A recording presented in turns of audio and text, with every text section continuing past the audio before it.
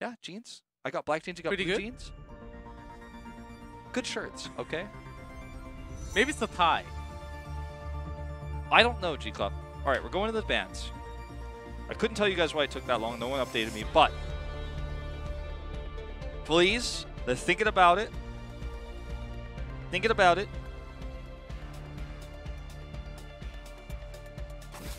Abathur ban, okay. Ballistix has to ban Reina or Genji now. Genji. Now, what does Feliz do now? If they want to get the Phoenix, Rainer time. if they want to get the Phoenix, they have to ban the Rainer here. Jimmy. Or actually, no, they should not ban the Rainer here. Jimmy. They should not ban the Rainer if they want the Phoenix. They should ban something else that's meta on this map. Jimmy. Like the Maiev. Oh. It's not going to happen. They're going to ban the Rainer. But they had to do that. I just want to point out again, this has to happen. So they did kind of try to risk it a little bit here to see if Ballistix would do this, but this does open up the Phoenix pick. And they prioritize the Malfurion instead. Which is not a bad choice, very standard. And I think MVP for game 1 was basically Magi. He was putting out heals that was not possible by himself. And the moment we saw Salvo, he actually had 4 of the members healed except for himself. The damage from Salvo was getting out-healed by Magi himself alone. With all the growth on the heroes and on the Moonfire perfectly placed, perfectly timed as well. So I think it's a good idea to take it away from his hands. Well, Hanzo is taken. And they do get the Garrosh, so aggressive tank here for OJ rather than the defensive one, the Johanna that he's been playing a lot more recently. You know, I don't mind it, but it's tough to criticize OJ's hero versus hero choices because obviously he's winless on all of them, so it's not a lot of stats to back it up. But again, it's the eye test I'm talking about where you look at it and say, well, his Johanna has been higher impact in games. You watch the VODs, you review them, you know, prepare for these matches as we do, and I often just simply prefer his Johanna, even against a Phoenix Dahaka start. Falstad is banned to make sure that Dahaka becomes the solo global in this game. With Abathur banned, they know that is going to be true. And with the Nubarak ban, you want to force out Hooligans ETC, which is actually not bad. It was great on the previous set. They will take the Murden instead. They will fill up a little bit more damage with Karazim in this case. Left with the support, which actually has not been targeted after the Malfurion pick. Garrosh doesn't have a lot of escapes. Obviously, you do have Nature's Cure, but beyond that, like, if he gets caught, stunned by the multiple CCs that are available, or if he's just overextended, the 7-sided works wonders. Li Ming is great at delaying, but you need more than delays when you're up against a global hero like Dahaka. Can set up for big resets and big team fights, but, you know, again, there are a lot more DPSs available. They chose the one that they feel comfortable with in this case. For Ballistix, they're obviously now looking for their secondary DPS, will be Lunara. Pretty interesting choice given the Malfurion on the other side. It's not a bad, you know, counter or anything like that. It's not like SDE just destroys Malfurion healing with this. Actually, ends up being pretty competitive. But this is going to be for, I think, more bell tower control. And Nature's Calling is going to give huge pushing power, experience lead, etc. Make sure they have some more range. I think that's what they were looking for because they also control the global. Making sure they're not really too close to it. Murden when the Haka comes with the brush, Tucker can stay in the front line pretty well against Li Ming. And Lunara, sometimes you forget because she's faster than the other ones, has an easier time avoiding all the skill shots from Li Ming as well. I think that was also why they picked it. One of the first team from Korea to actually pick Lunara, even back in 2016. Very true. First season of Super League, we saw it early on. Then in 2016, we saw it a few times.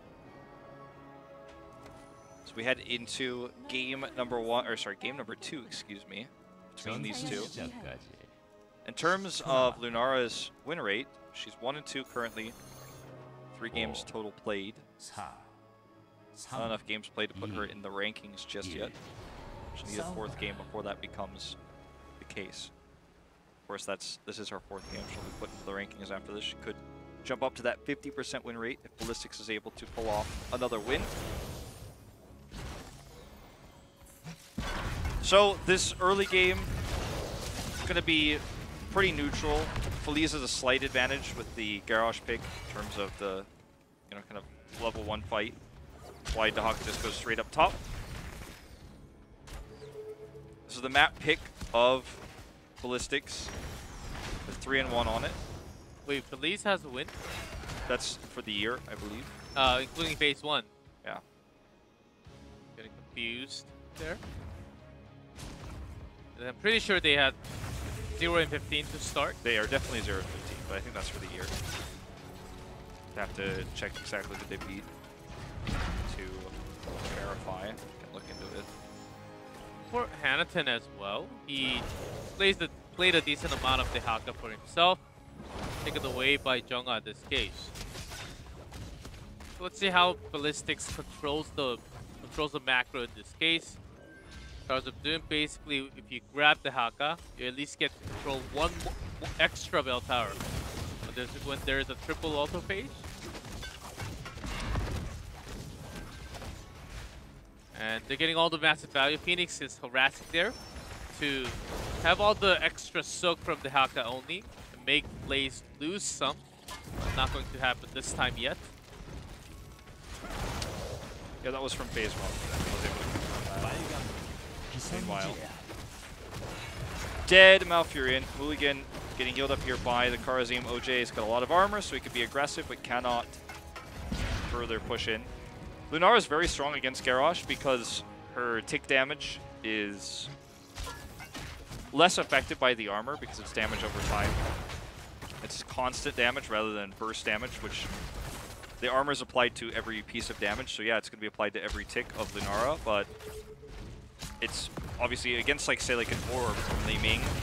That's when you lose the majority of your burst damage. Good hook here, coming through from Jungha. Hanaton has got no way out of this, no bunker. Hooligan gets out, he's got his passive regen about to start in just a moment. Dodges due to skill shots. And now they're looking for more. SDE's coming in. And, Magi is getting a little bit feisty here. Back off after getting that second pick, but total control to Ballistix at the moment. Ooh.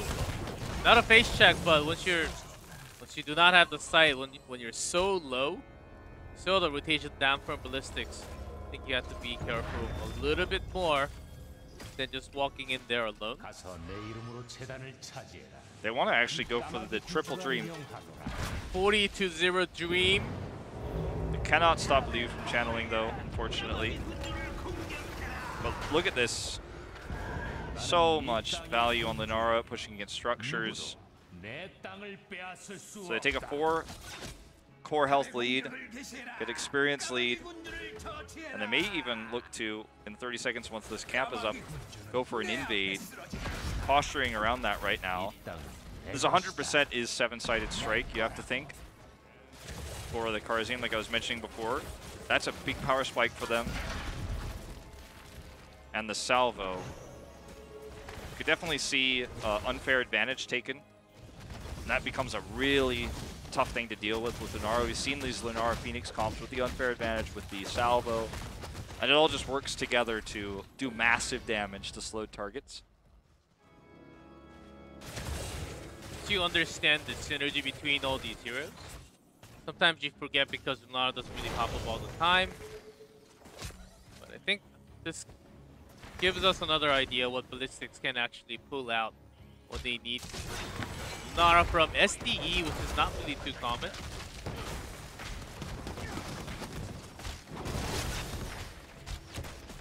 SDE really flexing in for the team. He had a tough time at the beginning of the year, learning a few other heroes at the same time. Like Falstad, he wasn't really too good at it. He was dying a lot of the time in solo. But now he's basically creating highlight whenever he takes the flight. Very true. I mean, improvements have been made across the board for the majority of our HGC Korea teams from during the offseason, during mid-season brawl. Well, that thought we're going to have a big fight here. They're going to have to give this cap up. It's the invade. I mentioned earlier, they will steal it away. Magi gets the final capture, gets the flag. Look at SDE. Right now, he's just toying with the mid lane. SC is shut down by not here on the interrupt, so it will be a trade, but SDE did a lot of damage mid. Just rotating down bot. Because of the pressure they actually have at bot, they don't really care, and because they have all the information where the rotation is for Feliz, there was going to be no pressure of that altar, just taking it slowly. A tip for Lunara players, by the way, notice SDE how he clears minion waves. You would always want to auto attack each minion once before clearing. You could then use the Thornwind Bind later if you're really desperate for clearing once you have 10 and your Q, etc. But you always want to make sure you do one at a time so that you get the most value out of damage over time. So you'll notice that that's kind of what he's going to do if you end up seeing him again on screen, getting that value. Obviously this is a different scenario, but you will do it. Maximize, hit the ones that have the highest health as well. That's how you really get the most efficient way to play Lunara in lane.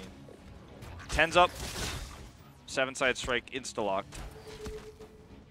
There's a case to be made for Planet Cracker, but I think that the salvo is way better. The synergy is just beautiful along with Lunara's slow here. Yeah. Lunara's one of those heroes where if she doesn't die, she's always good. You know what I mean? Like, but isn't every hero like that? But I mean, sure, but Lunara is one of those heroes where you see it the most because she's such a glass cannon.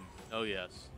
They have a lot of range, and they actually, thinking of it, OJ's Garrosh pick is losing meaning even more because there are so many range. You can't really catch them. OJ will go closer to them unless they face check into the bush or something. OJ will just take damage and has to escape after taking too much damage. That's basically what's going to happen for OJ most of the time. Okay, this is a big fight for Feliz. Turning point, even heroics. They may never be on the same talent tier again. Hanaten tries to channel, gets caught. SD just backs away. They don't have hard initiate outside of the arrow. They need to use it to maybe set up a taunt combo. Would love to get SDE. He's the prime target, but his positioning has been so good that is easier said than done. They're being greedy, trying to interrupt both sides rather than looking for a heavy engage. Which means that SDE and SC are going to get value in the lane, pushing waves. The waves will go through first. They get a vision advantage. So in the meantime, they actually have Hanzo doing the sapper, so it is, for now, a win for Feliz. But it's going to Here's the engage! SDE gets caught. He's healed. Oh, the jet propulsion does not connect. That would have been huge. That would have been a kill. Unfortunately, it's not. OJ caught by 7-sided. His teammates do join. There's the bunker. And that was the engage I was talking about. That was the engage they needed. But they're not able to convert it into a pick because the jet propulsion does not hit. In the bunker. So forgiving. That OJ was certainly going to go down. Was the tool there? Get the kill into Blaze. No bunker this time. We actually see Hanzo all the way over here, 1v1. In a choke point as CSC. Yeah, but I mean, how does he get out of here? I'm missing some context as to why he was here. He's dead. OJ is taking tons of damage here from SDE. Slow's coming through from Phoenix. And the taunt here is just desperation. He goes down. Hooligan's going to get out. Again, passive regen from Second Wind. And that's going to be double the Shrine. Going over to Ballistix. SDE's just shoving this lane in with Hooligan. They're going to take the camp. They cannot push in for a bell tower just yet. We're still super early days in terms of death timers, pre-10 minutes. Already OJ has respawn. So, as much as I love to do more with this, they cannot. And Jonah for extra soak all the time. You see pretty light bulbs. Those are all the visual stuff from the arrows. Yeah. Bug happens sometimes. Should be able to clear these sappers without any of them crashing in, although Ballistix wants to change that reality. Jonga commits in. That was a little bit sloppy by Ballistix. Maybe coming a little earlier, getting the sappers connect into the bell tower. I think that's what they were trying to go for, but a little bit lack of a communication there as Face Check Uh-oh! Goodbye! 7-sided against the garage. Tranquility here, trying isolation to keep from Hanan alive. no bunker, but is going to survive. But no one else can get in the bunker. The bunker only saves himself, but does not save his team from the damage. He does get caught as his teammates are pushed away, forced out of position by the Lunara damage. Now it's going to be sappers here, heading to the bot lane. Solo altar, which will be very easy to take for Ballistix. Hanzo flexing up here to deal with the absence of Hanaten means no Hanzo damage down here to help deal with this pushing camp.